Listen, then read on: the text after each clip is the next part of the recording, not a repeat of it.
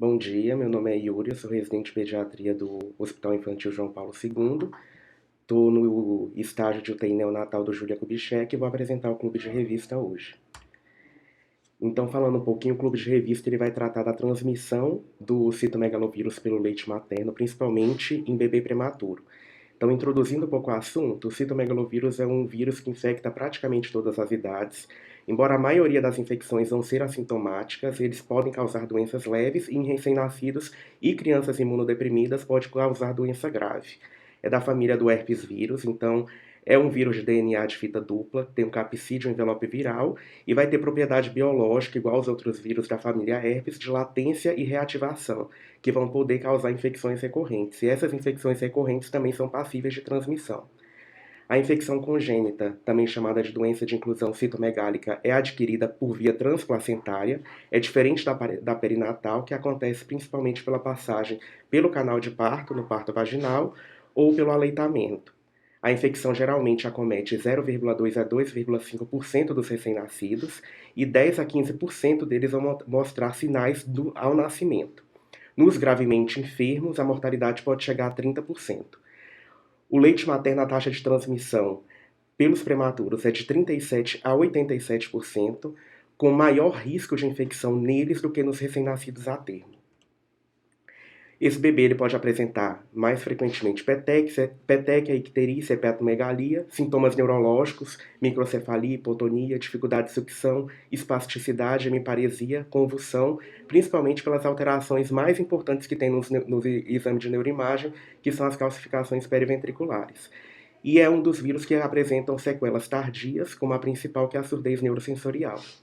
Como diagnóstico, eu posso pegar a amostra direta de isolamento viral em cultura, sorologia, a principal é principalmente a coleta do PCR pela urina, que tem a sensibilidade maior do que os outros métodos. E na imagem, principalmente, eu posso ver as principais alterações, que são as calcificações periventriculares, a dilatação ventricular e a alteração de substância branca. O tratamento é feito com ganciclovir, principalmente para prevenir a perda auditiva e a alteração do desenvolvimento. Então, o tratamento com ganciclovir é para prevenir as sequelas futuras que o vírus pode acometer.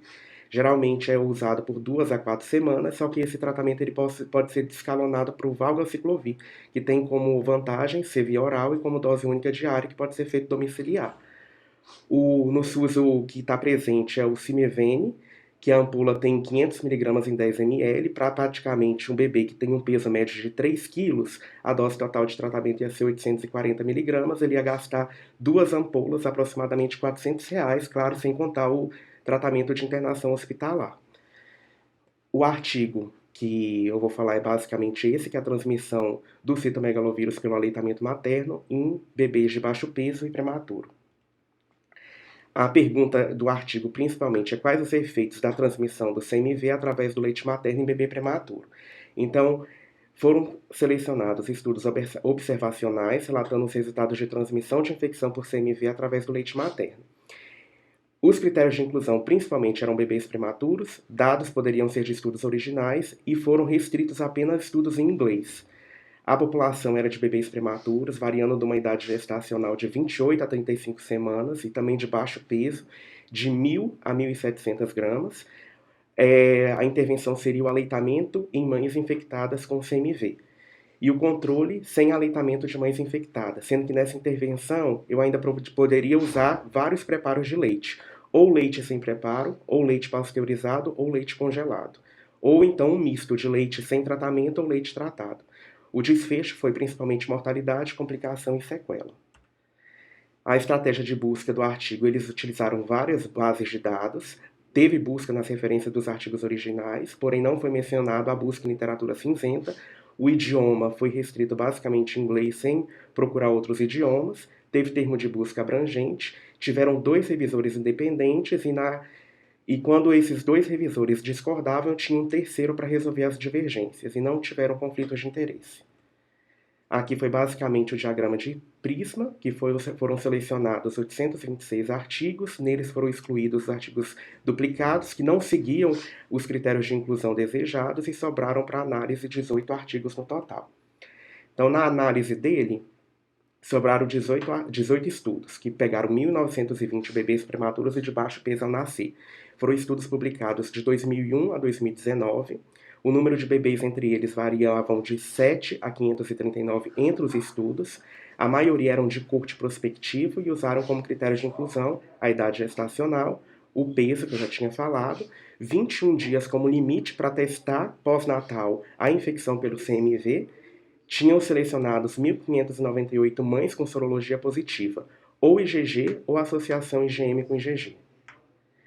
E aí os resultados praticamente foram esses aqui. Leite materno sem tratamento, o risco de transmissão aos bebês prematuros era 19,3%, com um intervalo de confiança de 95% e um índice de heterogeneidade relativamente pequeno. Quando esse leite materno ele era congelado, eu caía essa transmissão para 13,5% e aumentava um pouco a minha heterogeneidade. Os sintomas relacionados ao CMV, quando esse bebê era amamentado com leite não tratado, era de 8,3%.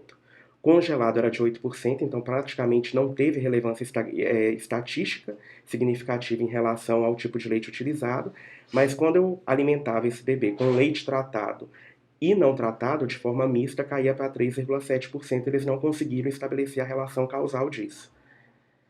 Então, assim, seguindo as recomendações como discussão e conclusão do artigo, que é o que basicamente a Academia Americana e a SBP prega, a Academia Americana fala que o peso menor que 1.500 do bebê, a decisão de alimentar deve pesar benefício e risco, e a sociedade principalmente coloca que o risco de infecção grave por CMV ocorre principalmente nos bebês de menor de 30 semanas ou com peso menor que 1.000 gramas.